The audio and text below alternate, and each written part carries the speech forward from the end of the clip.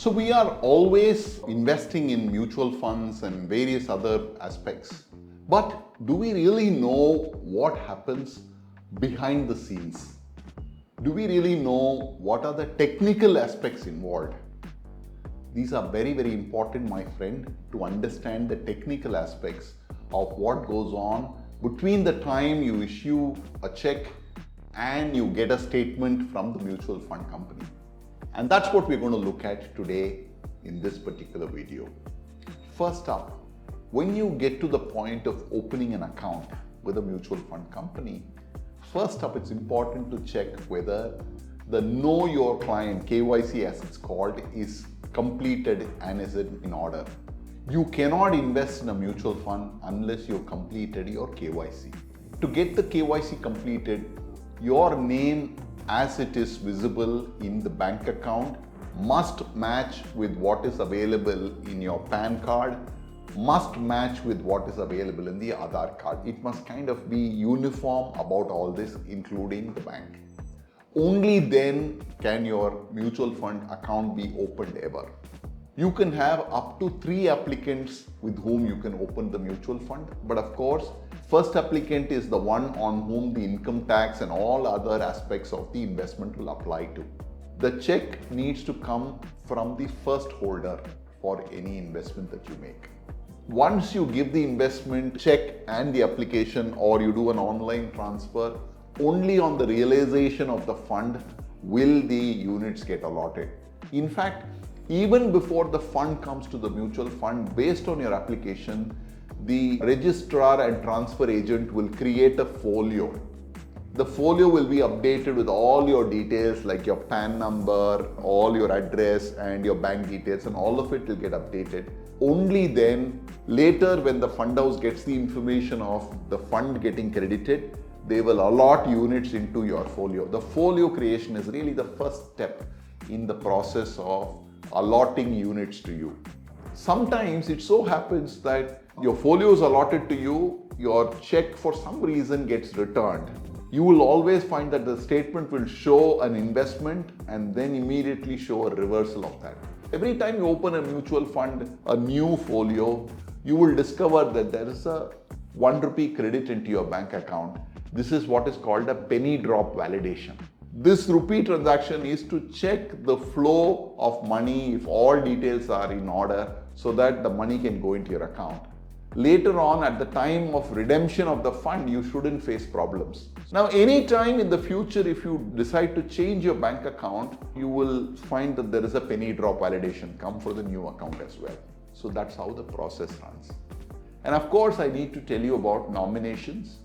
You can nominate up to 3 people per application.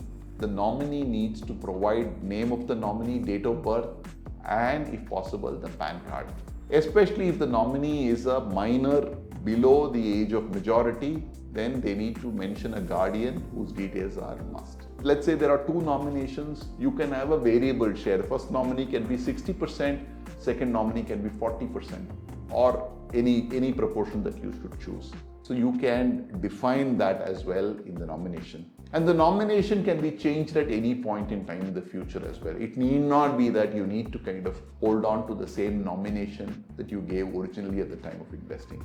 Next is changing from resident individual to NRO, non-resident. If you're traveling abroad to immigrate on work or any other reason, then you may need to change the status of your investments for income tax purposes and all other purposes. So therefore, the step to do that is first to change your bank account. After you have lived abroad for a certain period of time, when you are home on a holiday, you need to visit your bank and tell them that you've stayed away for the mandatory period of time, and therefore they need to change your savings bank account to what is called an NRO, non-resident ordinary account. Non-resident ordinary is nothing but a savings bank account, a rupee account of an NRI. So your savings bank account will get changed into an NRO account. This is the first step. Next, based on this, using the proof of the bank, first you need to then change the KYC, and then along with the KYC, you need to give the new bank check leaf which shows NRO. Based on that, your status in the mutual fund account also will get changed. If you change in one mutual fund, it's important to change in all your mutual fund houses as well. It's a mandate.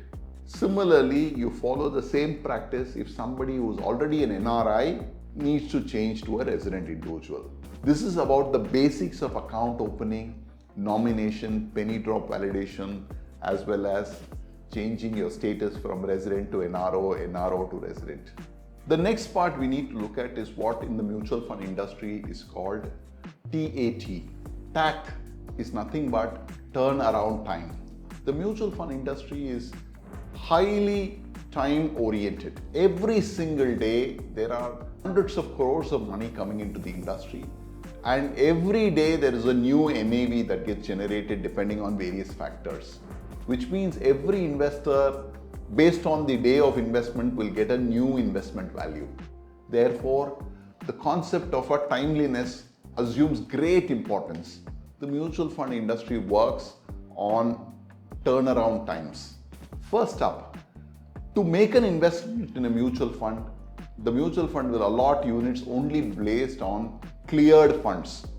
So it's not important you deposit a check. Only on realization of the check and clear funds being available to the mutual fund will the allotment of units happen to you. So please remember that.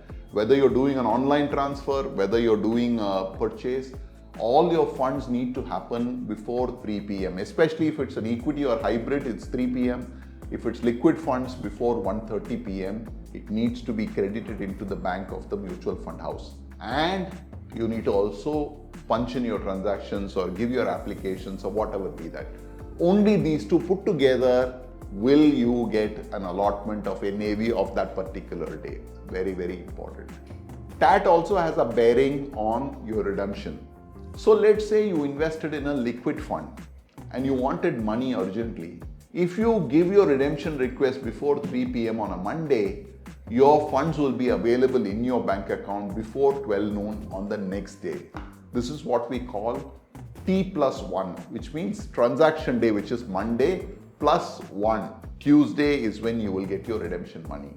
If it is equity funds or hybrid funds, then it is T+2, which means if you gave your redemption request before 3 p.m. on a Monday, then T+2, which is T Monday plus Tuesday and Wednesday. Wednesday before lunchtime, the proceeds of your redemption will be credited to your bank account. That's what T+2 means. Now, of course, this does not include holidays. Let us say for some reason there is a national holiday that comes on Wednesday in this case. Then your credit will not happen on Wednesday, your credit will happen on Thursday. If you have given a redemption on Friday, then Saturday, Sunday is not counted. T+2 will mean T is Friday, Monday, Tuesday. Tuesday is when you will get your credit. So that's what T+2. And a mutual fund is notorious for keeping track and following this to the T.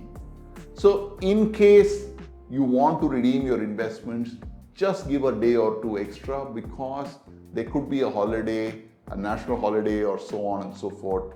So it's important that you factor those in while you give your redemption request. So as you can see, there's a tremendous amount of work that happens in the background between the time you kind of put your money to work in a mutual fund and you get a statement from the mutual fund house.